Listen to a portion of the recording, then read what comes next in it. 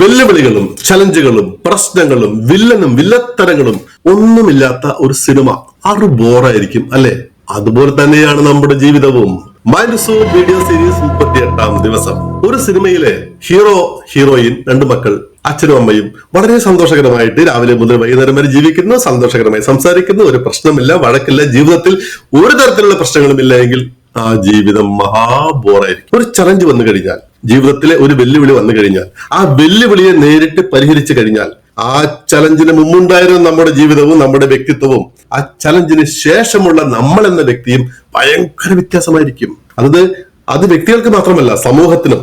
ലോകമഹായുദ്ധത്തിന് ശേഷമുള്ള ലോകവും കൊറോണയ്ക്ക് മുമ്പുള്ള ലോകവും കൊറോണയ്ക്ക് ശേഷമുള്ള ലോകവും രാജ്യങ്ങളും എത്രയോ വ്യത്യസ്തമാണ്.